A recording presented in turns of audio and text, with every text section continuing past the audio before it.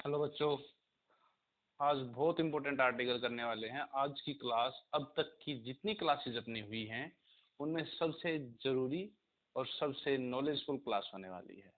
आज की क्लास में हम एक तो सबको समराइज करने वाले हैं, दूसरा कुछ बेसिक डिफरेंस ऐसे जो आप बुक से या बाकी जगह से कवर नहीं कर पाते, कैच नहीं कर पाते। तो चलिए आज हम डाइपोल से रिलेटेड कुछ टर्म्स को इतना डीपली, इतना थ्रोली स्टडी करेंगे कि उसके अंदर से क्वेश्चंस कहीं से बने, फिर वो चाहे नीट लेवल पे आ रहा हो आपका, या फिर आपका आता हो वो कंपटीशन लेवल आईआईटी जेई में आता हो, या फिर बोर्ड क्लासेस के लिए तो सफिशिएंट रहेगा ही।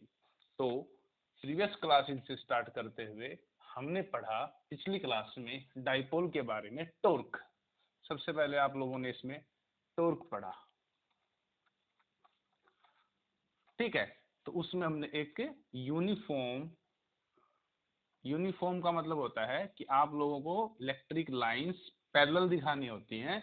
आप लोग इस तरह से इनको शो नहीं कर सकते, ये यूनिफॉर्म नहीं है।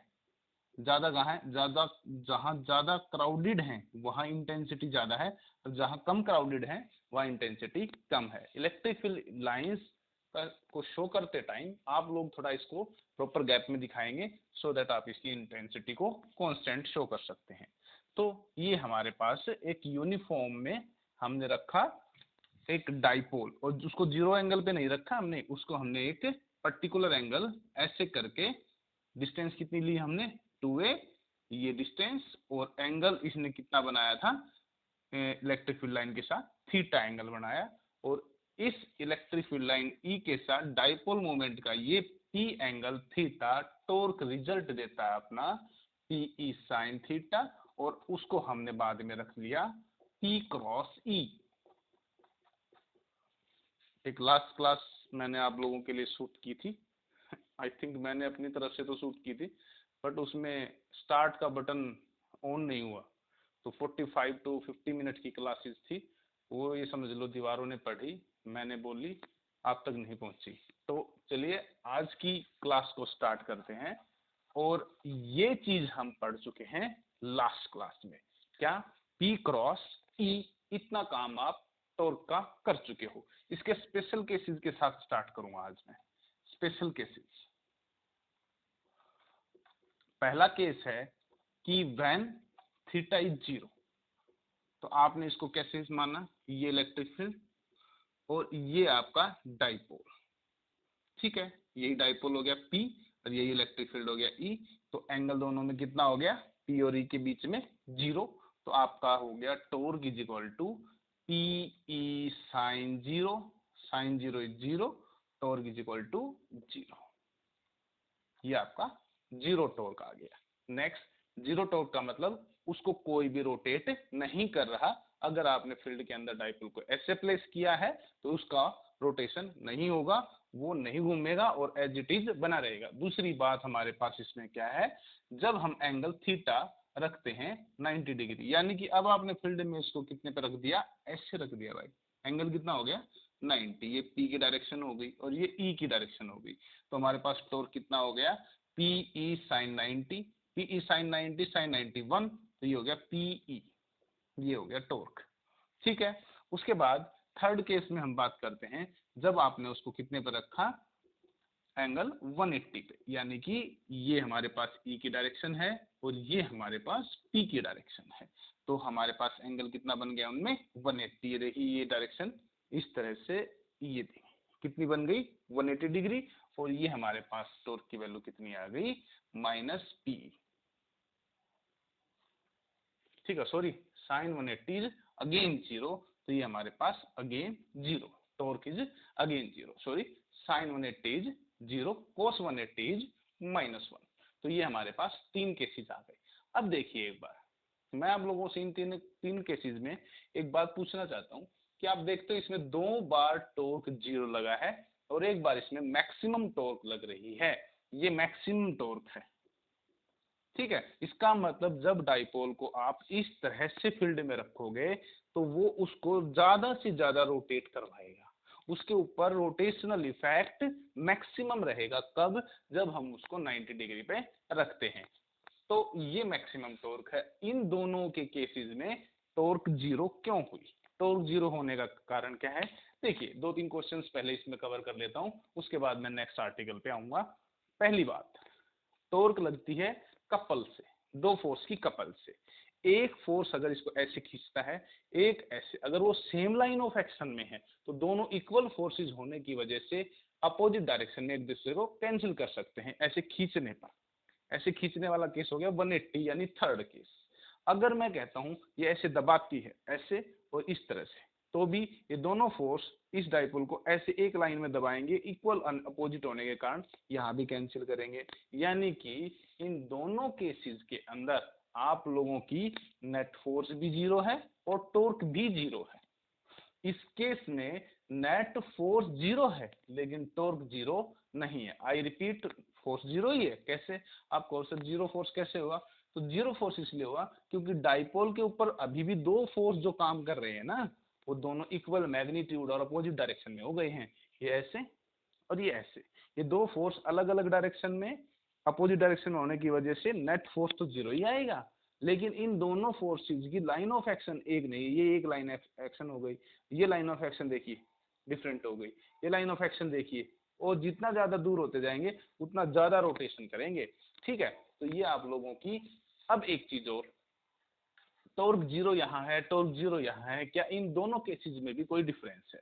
तो आंसर है, मैं पहले बता देता हूँ, यहाँ पे फोर्स कितना है, नेट फोर्स जीरो है, टॉर्क भी कितना है, जीरो है। यहाँ नेट फोर्स जीरो है, टॉर्क भी कितना है, जीरो है। यहाँ नेट फोर्स कितना है, जीरो है, टॉर्क कितना है, नॉन जीरो है। Torque is non zero but net force is zero.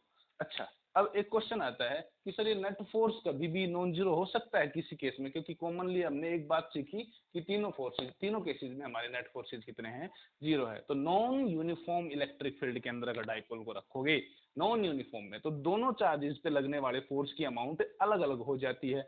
5 Newton, 6 Newton. Now the resultant will be either 1 Newton और 11 न्यूटन। इसका मतलब ये हुआ कि ये नॉन यूनिफॉर्म में रखोगे तब इस पे ये फोर्स नॉन जीरो होगी। नॉन यूनिफॉर्म के केसेस हमारे कहीं नहीं होते, वो कंपटीशन में भी नहीं होते, वो नीट लेवल पे भी नहीं आते, आईआईटी लेवल पे भी नहीं पूछे जाते। तो हमारे पास यूनिफॉर्म के लिए ये बनता है, नॉन यूनिफॉर्म के लिए सिंपली क्वेश्चन जो बनता था वो मैंने आप लोगों को बता दिया। अब मैं बात कर रहा था फर्स्ट एंड थर्ड केसेस के डिफरेंस की। इन दोनों केसेस में, फर्स्ट एंड थर्ड केसेस के अंदर क्या बात कर रहा था कि दोनों में टॉर्क जीरो है, तो क्या इनमें कोई डिफरेंस है? तो देखिए छोटा सा डिफरेंस है। अगर हम डाइपोल की बात करते हैं कुछ ऐसे कि ये एक इलेक्ट्रिक फील्ड में ऐसे रखा हुआ है, ये चार्ज है माइनस क्यू और ये है प्लस क्यू। इस प्लस क्यू के ऊपर इधर फोर्स लग रहा है कितना, Q E, plus Q E, और इसके ऊपर लग रहा है इधर माइनस क्यू ई। ठीक है, मैग्नीट्यूड में तो क्यू ई दोनों बराबर हैं, लेकिन डायरेक्शन में ये अपोजिट है। ये दोनों क्या कर रहे हैं, अगर आप सपोज करो इसको ऐसे पकड़ के खींचोगे, इसको ऐसे पकड़ के खींचोगे, तो ये किस तरफ घूमना चाहिए? चलिए बताइए, टेल मी, कि अगर आप इन दोनों को ऐसे खींचते हो तो ये ऐसे घूमेगा एंटी क्लॉक या फिर क्लॉकवाइज? आंसर है क्लॉकवाइज। तो ये क्लॉकवाइज घूम के अपनी डायरेक्शन को इस तरह अलाइन कर लेगा। एंगल जो बना हुआ है यहाँ, उस एंगल को कम करेगा और फाइनली कहाँ पहुंच जाएगा, 0 डिग्री पे। तो जो फील्ड है वो एक्चुअल में इसको ऐसे रोटेट करना चाहता है। हम कैसे रोटेट करना चाहते हैं, हम इस डाइपोल को वापस ऐसे ले जाएंगे तो फील्ड वापस फिर ऐसे ले जाएगा। तो ये अगर ये ऐसे है, अगर मैं इसको और नीचे की तरफ कर दूं, इस तरह से डाइपोल को ऐसे रख दूं, माइनस एंड प्लस, तब भी क्या होगा, ये इधर खींचेगा, ये इधर। अब भी क्या होगा, ये ऐसे ऐसे ऐसे कब तक रोटेट होगा, जब तक ये बिल्कुल सीधा नहीं हो जाता। तो आप देखते हो कि अगर हम फर्स्ट केस जिसमें टॉर्क कितना है, 0 है, तब एंगल 0 डिग्री। इस केस में तो हम देखते हैं जब भी हम इस केस में डाइपोल को थोड़ा भी डिस्प्लेस करेंगे, ध्यान से सुनना, अगर इस केस में हम डाइपोल को थोड़ा भी डिस्प्लेस करेंगे तो ये वापिस ऐसे ही आएगा जैसे था, जैसे रखा है वैसे ही आएगा। अगर मैं इसको थोड़ा इधर डिस्प्लेस करता हूं तो भी ये रोटेट होके वापिस इसी पोजीशन में। यानी कि जिस ओरिजिनल कॉन्फ़िगरेशन में ये है, जिस इक्विलिब्रियम कंडीशन पे ये अभी है, उसी इक्विलिब्रियम कंडीशन को अचीव करता है। डिस्टर्ब करने के बाद भी वही आता है। इसे हम इक्विलिब्रियम तो कहेंगे ही, साथ ही कहेंगे ये स्टेबिलिटी को अचीव करता है, इसीलिए ये केस है स्टेबल इक्विलिब्रियम। Stable equilibrium. दूसरी बात, थर्ड केस में देखिए, थर्ड केस में क्या हो रहा है, देखो अगर अब आप इसको रोटेट करने वाले हो, ध्यान से समझना। थर्ड केस में आप जानते हो ना, पी की डायरेक्शन ऐसे ली है तो इलेक्ट्रिक फील्ड इधर है और डाइपोल आपका ऐसे है, माइनस प्लस। अभी आप इन दोनों पे फोर्स की डायरेक्शन बता सकते हो। देखिए प्लस से माइनस की तरफ लाइनें जाती हैं तो इधर कहीं प्लस होगा, वो इसको ऐसे रिपेल कर रहा होगा, इस माइनस को ऐसे खींच रहा होगा। तो प्लस को इधर रिपेल करना, माइनस को ऐसे खींचने का मतलब होगा कि ये दोनों एक दूसरे को ऐसे कैंसिल कर रहे होंगे। दोनों फोर्स एक लाइन में हो गए तो नेट फोर्स तो वैसे ही सब में जीरो है, यहाँ नेट टॉर्क भी जीरो हो गया, कट गए ना वो दोनों, वो घुमा नहीं पाए। अगर आप लोगों को एक ऐसे कोई लकड़ी पड़ी है या पेन है तो उसको रोटेट करना है, तो अगर आप ऐसे और एक ही लाइन में दोनों फोर्स लगा दो तो रोटेट नहीं होगा, लेकिन एक फोर्स यहाँ और एक फोर्स यहाँ लगाओगे तो देखो रोटेशन मिल जाएगी। साइकिल की हैंडल है, एक हैंडल पे यहाँ, एक हैंडल पे यहाँ, दोनों को ऐसे पीछे खींचो, मुड़ेगी नहीं वो, आगे खींचो, आगे पुश करो तो भी नहीं हुआ ना। एक को इधर एक को इधर, ये है, ये टॉर्क कर रही है, ये टॉर्क है, ये घुमा देगा उसको ऐसे, that is a torque. Okay, तो एक बात याद रखना, टॉर्क के लिए हमें एक बात पता चल गई है कि दोनों की लाइन ऑफ एक्शन डिफरेंट होनी चाहिए। अब बात आती है इसकी, इस केस में अगर मैं इसको थोड़ा डिस्प्लेस करता हूं तो थोड़ा अज्यूम कीजिए, ये देखिए ये मैंने इसको ऐसे कर दिया। नाउ टेल मी कि ऐसे करने पर अब इन दोनों के फोर्स की डायरेक्शन किधर है? फोर्स की डायरेक्शन वही है। थोड़ा सा सोचिए, इस नेगेटिव को अभी भी कोई इधर खींच रहा है और पॉजिटिव को इधर रिपेल कर रहा होगा। अब बताओ क्या ये अपनी इसी ओरिजिनल पोजीशन में आएंगे? ये देखिए अगर आपने ऐसे था तो ये रुका हुआ था, कहीं नहीं जा रहा था, लेकिन थोड़ा सा ऐसे लाया ना आपने, तो ये देखिए इसको ऐसे खींच कर और इसको ऐसा पूरा रोटेट करके ऐसे कर देगा, यानी इस केस में लेके आएगा। ठीक है, यहाँ क्या था, थोड़ा रोटेट किया वापिस ऐसे, थोड़ा ऐसे रोटेट किया फिर भी वापिस ऐसे, लेकिन यहाँ थोड़ा रोटेट किया ना तो ये वापिस ऐसे ही नहीं जाता, ये पूरा घूम के ऐसे जाता है। वापिस ऐसे करके देखो, ऐसे, ये नेगेटिव को इधर रखो, पॉजिटिव को इधर। अब देखो क्या होगा, अगर आपने इसको थोड़ा ऐसे रोटेट किया तो भी क्या होगा, इसको ऐसे पकड़ के ऐसे लाया जाएगा और इसको ऐसे, फिर क्या होगा, फिर ये पूरा का पूरा रोटेशन हो गया, यानी ये जाके रुकता तो है लेकिन ये स्टेबल नहीं, अभी ये रुका हुआ है, 180 डिग्री पे रखा हुआ डाइपोल रोटेट नहीं करेगा। दैट्स व्हाई वी से द टॉर्क इज जीरो। लेकिन 180 पे रखे डाइपोल को थोड़ा डिस्टर्ब करते ही वो पूरी रोटेशन वही नहीं लेता, वो रोटेट होकर 0 डिग्री को अचीव करता है, यानी ये इक्विलिब्रियम तो है, इक्विलिब्रियम है, इक्विलिब्रियम में कोई शक नहीं है। लेकिन क्या ये इक्विलिब्रियम स्टेबिलिटी को है, स्टेबिलिटी को अचीव हुआ है? क्या ये स्टेबल इक्विलिब्रियम है? नहीं, क्योंकि अगर ये स्टेबल होता तो ये यहीं पर वापस आता, ये अनस्टेबल इक्विलिब्रियम है। कैसी इक्विलिब्रियम है? ये अनस्टेबल इक्विलिब्रियम है। तो एक चीज याद रखना कि यहाँ पे स्टेबिलिटी नहीं है, अनस्टेबिलिटी है, अनस्टेबल इक्विलिब्रियम है। तो ये आप लोगों के केसेस हुए टॉर्क के। इसके बाद हमने बात करनी है वर्क डन की, अमाउंट ऑफ वर्क डन की। आई थिंक टॉर्क के बारे में आप लोगों के जितने क्वेश्चंस बनते थे सारे कवर हो गए और अच्छे से आप लोगों को समझ आ गए होंगे। अब मैं बात कर लेता हूं वर्क डन की, work done in rotation of dipole. देखिए इसको मैंने आप लोगों को पोटेंशियल एनर्जी की तरह भी करवाया है। इसका जो आंसर बनता था वो क्या होता था, हमारा जो, मैं थोड़ा सा एक बार डायग्राम ड्रॉ कर देता हूँ। हमारा जो डायग्राम था उसमें हमने डाइपोल को ऐसे रखा हुआ था, माइनस प्लस, इसने एक एंगल शुरू में बनाया हुआ था θ1, लेट अस से θ1, और फिर हम इसको लेके गए किसी एंगल θ2 पे। लेकिन हाँ, θ1 से θ2 वो जनरल एंगल लिए मैंने, ना तो पहला एंगल आप लोगों को बताया उसमें कि पहले एंगल सर ये 0 पे था या 90 से लेके गए या फिर 90 से 180 लेके गए, नहीं बताया, वो स्पेसिफिक नहीं किया, वो जनरल रखा और उन एंगल्स को मैंने θ1 to θ2 किया। तब जो वर्क डन हमारा θ1 से लेकर θ2 में आया वो वैल्यू कितनी आई, वो वैल्यू हमारी ड्राइव हो चुकी है। लास्ट क्लास को देख लेना बेटा, जिसने नहीं देखा है, जिसने देख लिया है वो सब जानते हैं। ये वैल्यू आ गई PE cos θ1 माइनस cos θ2, ये वैल्यू आ गई। और यहां से आप लोग कोई भी वर्क डन की वैल्यू इजीली निकाल सकते हैं एक एंगल से दूसरे एंगल की वैल्यू के लिए।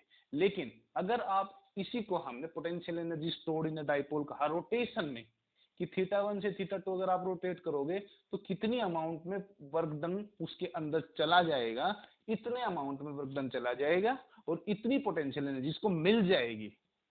आई रिपीट, इतनी पोटेंशियल एनर्जी इसे मिल जाएगी, इतनी पोटेंशियल एनर्जी इसके पास होगी नहीं, मिल जाएगी।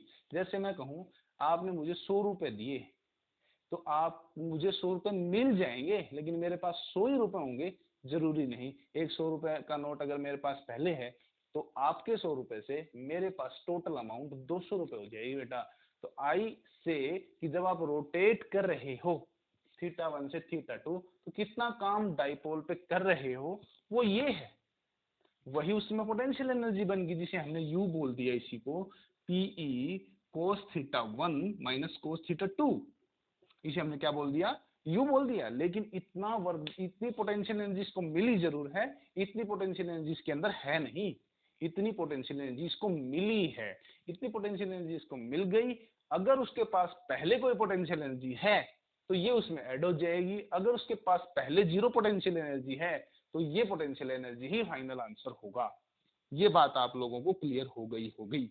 अगर नहीं हुई है तो एक बार इसको रिवाइंड करके इस लाइन को, इस फ्रेज को फिर से सुनिए कि अगर उसके पास पहले कोई एनर्जी है, हमने कोई वर्क किया, उसमें वो वर्क एनर्जी की फॉर्म में उसमें ऐड होगा और वो टोटल अमाउंट बनाएगा। ये उस बात पे डिपेंड करेगा कि पहले उसके पास अपनी कोई एनर्जी है या नहीं है। ओके, इतना क्लियर हुआ। तो अब बात करते हैं कि अगर एक जनरल केस की पोटेंशियल एनर्जी का जो फॉर्मूला बनता है वो मैं आपको बताता हूं। ये θ1 से θ2 है, लेकिन अगर मैं कहूं कि पहला आप लोगों का 0 डिग्री पे था ये, और फिर मैं इसको किसी एंगल थीटा पे ले गया, यानी इसी डायग्राम को अगर मैं ये कहूं कि ये यहां बना देता हूं कि ये डाइपोल रखा था ऐसे माइनस प्लस, पी की डायरेक्शन ऐसे थी, और फिर मैं इसको ले गया किसी एक एंगल थीटा के ऊपर ऐसे माइनस प्लस, क्या किया, ऐसे ले गया बस। ठीक है, ज्यादातर हम यही डायग्राम बनाते हैं, ये इस तरह का, ये इसे। तो फिर कोस 0 से आप कोस थीटा ले गए तो उसको आप फिर जनरल कर देंगे, ये हो जाएगा। फिर वर्क डन का फॉर्मूला हमारे पास क्या हो जाएगा, या पोटेंशियल एनर्जी जो वर्क डन करेंगे वो कितनी उसके अंदर जुड़ जाएगी, that amount will be PE cos 0 minus cos theta. U is equal to PE cos 0 value 1 minus cos theta. ये देखिए, ये क्या है, ये तब है, तब पोटेंशियल एनर्जी का फॉर्मूला वैलिड है जब पहला एंगल 0 होना चाहिए। अगर मैं सिर्फ इतना ही कहूं कि एक डाइपोल जो ओरिजिनली स्टेबल इक्विलिब्रियम में था, मैंने उसको 90 डिग्री पे रोटेट कर दिया, तो उसे कितनी पोटेंशियल एनर्जी मिली, या मैं कहूं अच्छी लैंग्वेज ये रहेगी कि हमने उस पर कितना काम किया। तो अमाउंट ऑफ वर्क कितना हुआ, ये निकालने के लिए हमें ये निकालने के लिए हमें ये देखना पड़ेगा कि आप कहां से कहां ले जा रहे हो। अगर मैं इसे कहता हूं कि मैं इसे 90 डिग्री पे ले जा रहा हूं, तो ये सारे केस कहां से, इस फॉर्मूले को आप तब यूज कर पाओगे जब सारे एंगल कहां से शुरू हुए होंगे, 0 से। और इसको कब यूज कर पाओगे, कोई भी केस में। जैसे इसे मैं कहूँ 0 से 90 चलेगा, ये 90 से 180 यस, 180 से 270 यस, इसे 0 से 90, 0 से 180, 0 से 270, 0 से 360, यानी पहला एंगल कितना होना चाहिए, 0, तब ये फॉर्मूला वैलिड होगा। ये फॉर्मूला कब वैलिड है, ये किसी भी एंगल से किसी भी एंगल तक के लिए वैलिड होगा। ये अगर आप रखते हो 90 थीटा की वैल्यू, तो यू जो हो जाती है PE 1 minus cos 90, cos 90 is 0, तो कोस 90 0 हुआ, तो 1 माइनस 0, 1 इंटू PE, वैल्यू कितनी आ गई, PE, यानी आपने कितना काम कर दिया, PE। फिर से मैं आप लोगों को कह रहा हूं, ये उसमें total amount of potential energy stored नहीं होगी। क्वेश्चन है बोर्ड का, आपसे पूछता हूँ, कुछ टीचर्स भी यहाँ पर जो रहते हैं उनके लिए बहुत बेनिफिशियल हो जाएगा ये। देखिए थोड़ा कंफ्यूजन होता है, स्टार्टिंग में मुझे भी रहा था। अगर मैं ये बोलता हूँ कि एक 90 डिग्री पे रखे हुए डाइपोल के अंदर कितनी पोटेंशियल एनर्जी होगी, तो ये आंसर गलत है। एक 90 डिग्री पे रखे हुए डाइपोल के पास कितनी एनर्जी होगी, क्वेश्चन आ जाए in an uniform external electric field, if a dipole is placed at an angle of 90 degree, what is the total amount of potential energy stored in it? So answer will be not PE, the answer will be 0. ये confusion होता है। ये amount of potential energy stored नहीं है, ये amount of potential energy gain है जो उसे मिली कितनी, पीई। और मैं बता देता हूँ 90 डिग्री पे होता है ना जो, उसके पास पहले कितनी पोटेंशियल एनर्जी होती है वो उस बात पे डिपेंड कर जाती है। तो अगर मैं ये कहता हूँ आप बताओ 0 डिग्री पे बोलो, 0 डिग्री पे कितना आप अमाउंट काम करना पड़ेगा, तो कोई काम नहीं करना पड़ेगा, तो cos 0 कितना हो जाएगा 1। अगर मैं कहता हूँ ये थीटा 0, ये 0 ही है, तो उसमें कितना पोटेंशियल एनर्जी होनी चाहिए इस हिसाब से बोलो, तो ये 0 होनी चाहिए ना। तो मैं बता देता हूँ पोटेंशियल एनर्जी 0 नहीं होती। 0 डिग्री पे रखे हुए डाइपोल में पोटेंशियल एनर्जी 0 नहीं होती।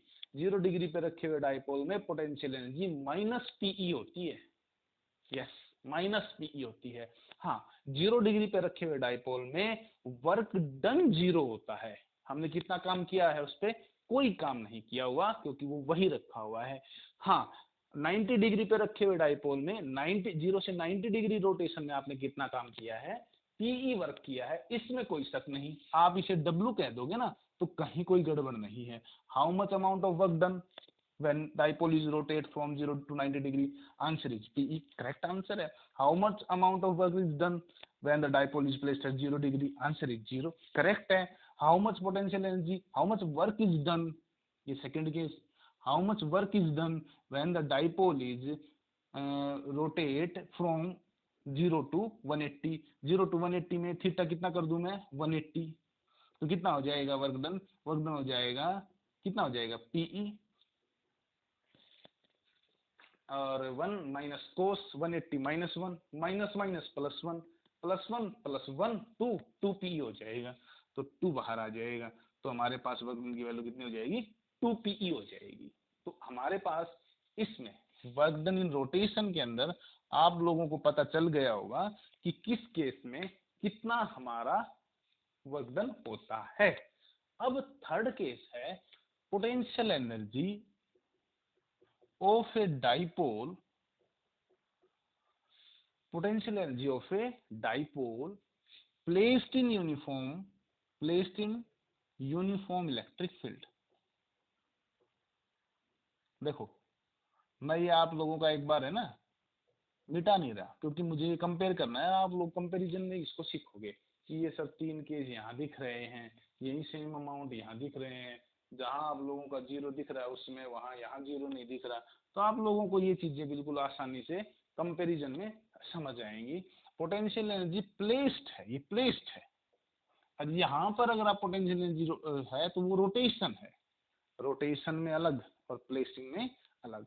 अगर मैं आप लोगों से एक बात पूछता हूँ, अगर फॉर सपोज मेरे पास एक नोटबुक है, ये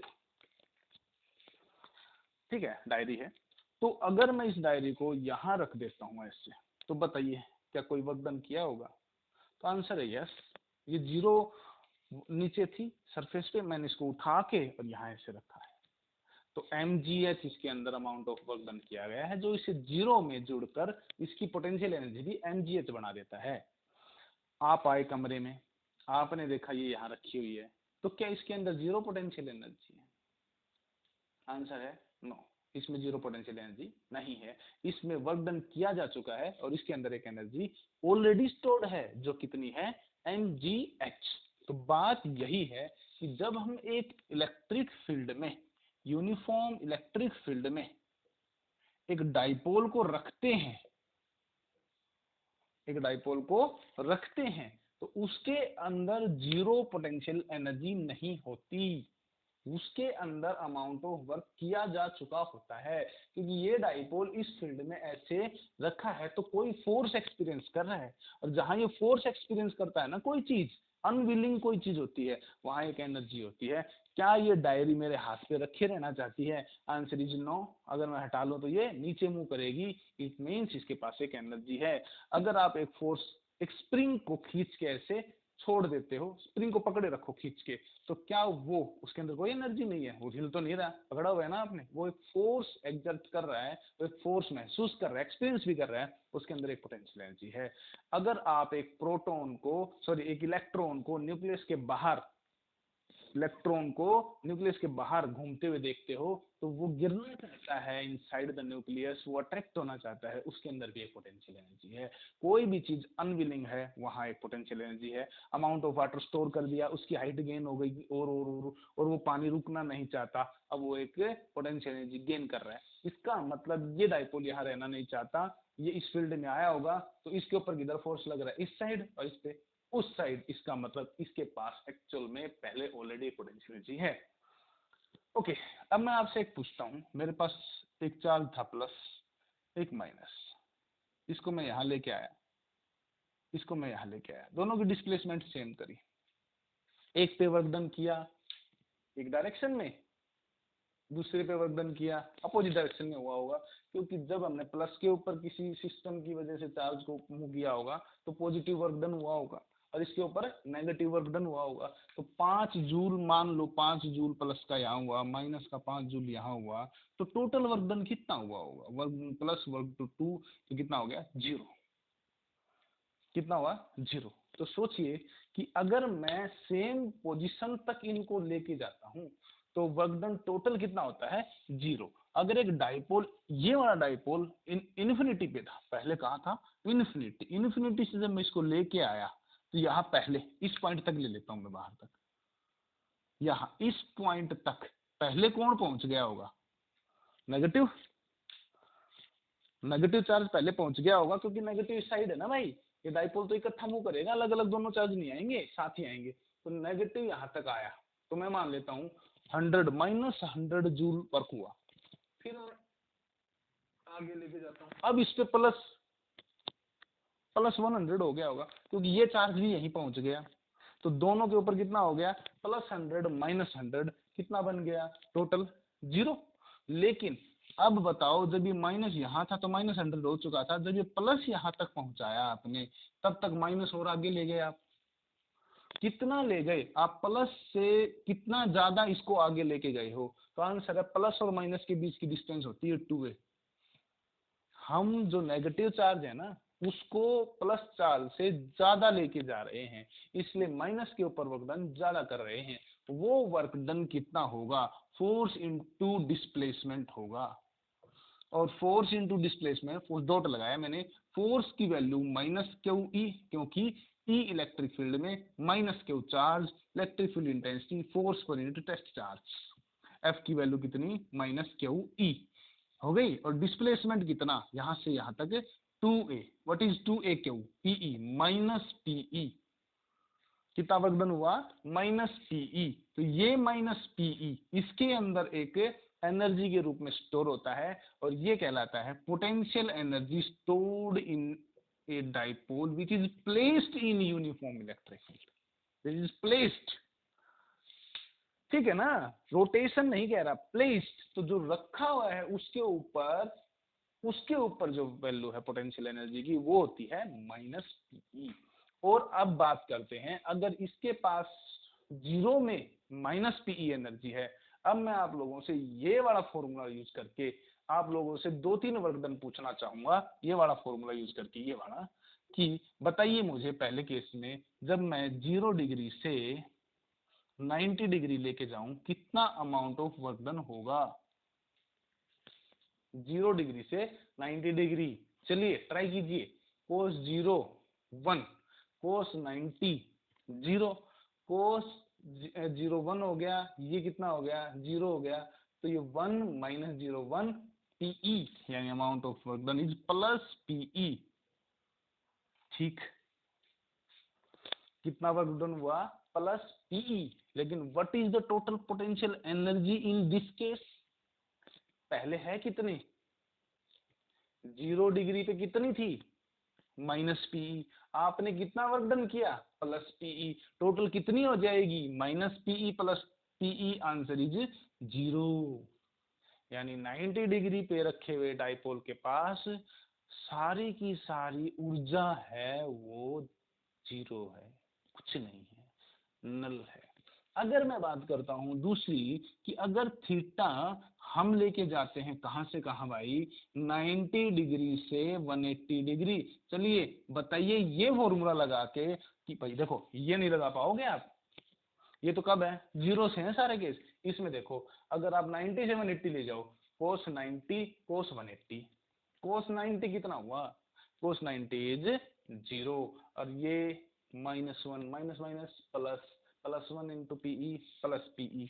अगेन वर्क डन कितना किया आपने, प्लस पीई, कितना कर दिया, प्लस पीई। अब मैं आप लोगों से पूछूंगा कि अगर आप लोगों ने 0 से, यहां बनाऊं तो आप पता नहीं दिख जाएगा कि नहीं, 0 से 90 किया तो पीई, यहां से किया तो पीई। अगर मैं आप लोगों से 0 से 180 पूछूंगा तो अब आप बिल्कुल कैलकुलेट करके बता सकते हो, 0 से यहाँ पीई फिर पीई, तो 0 से 180 कितना होगा, 2 पीई, ये वर्क डन होगा। लेकिन इसके पास कितनी एनर्जी थी यहाँ, माइनस पीई, आपने कितना कर दिया, 2 पीई, तो टोटल अमाउंट ऑफ एनर्जी कितनी हो जाएगी, प्लस पीई, प्लस 2 पीई में से ये माइनस हो जाती है। लेकिन 90 से 180 में सिर्फ पीई वर्क डन होता है, और 0 से 180 डिग्री में कितना वर्क डन होता है, 2 पीई। लेकिन 0 से 180 में पोटेंशियल एनर्जी कितनी हो जाएगी, तो आंसर है पहले कितनी थी, माइनस पी। पहले कितने रुपए थे, 100, आपने कितने दिए, 100, 200 हो जाएंगे। पहले कितने थे उसके पास, 0 डिग्री पे रखे हुए थे, माइनस पीई, आपने कितना कर दिया, 2 पीई, 2 पीई माइनस पीई कितना हो जाएगा, प्लस पीई। यानी कि अब आप लोग समझ सकते हो कि जो वर्क डन, जो पोटेंशियल एनर्जी स्टोर्ड है, वो इस बात पे डिपेंड करती है कि उसके पास पहले कितनी थी। पहले वाली आर्टिकल हमने निकाल दी है, ये उसके पास पहले होती है, ये हम करते हैं और ये बनाती है फिर final potential energy. Very fruitful और वेरी नॉलेजफुल क्लास थी आज की, ठीक है। तो आप इसे बहुत बारीकी से समझ गए होंगे। इसके अंदर कोई कंफ्यूजन किसी बुक में, किसी वीडियोज में कोई भी टीचर पढ़ा ले, इसके अलावा कोई कंफ्यूजन नहीं बचेगा, ठीक है। कई बार टीचर सारे अच्छा पढ़ाते हैं, कोई भी टीचर अपने आप से बुरा नहीं पढ़ाता, लेकिन होता क्या है, कोई टीचर सिर्फ ये टच कर लेता है, कोई सिर्फ ये, और मैं हूँ ये टच कर लेता हूँ। बट मैं आप लोगों को कंपेरेटिवली तीनों चीजों को अच्छे से थ्रोली बता चुका हूँ। अब यहाँ से जितने क्वेश्चंस बनेंगे वो आप लोग बहुत अच्छे से कर पाओगे, ठीक है गाइस। तो ये थी आज की क्लास। उम्मीद है आप लोगों को क्लास अच्छी लगी होगी। तो जिन बच्चों को क्लास अच्छी लगती है, जिन बच्चों को लगता है कि हाँ सर समझ आता है, तो वो बच्चे प्लीज एक बार चैनल भी सब्सक्राइब करो और वीडियो लाइक भी किया करो। उससे ये होता है कि एक बार एक मोटिवेशन मिल जाती है कि चलो और अच्छे बनाने की कोशिश करते हैं, कुछ और नया सेटअप करते हैं। अदरवाइज क्या है, होमवर्क आपको भेजना है, वो होमवर्क क्या है, एक फॉर्मेलिटी हो जाता है हमारे लिए। अब आप हो तो नहीं यहाँ, तो पता नहीं चलता कि आप सीख रहे हो कि नहीं सीख रहे, आप देख रहे हो कि नहीं देख रहे। तो आपके व्यूज, आप लोगों के सब्सक्रिप्शन, आप लोगों के लाइक्स, वो ये बताती है कि आप लोग इंटरेस्टेड हो, तब काम करने का थोड़ा अलग मजा आता है। ओके बच्चों, थैंक यू।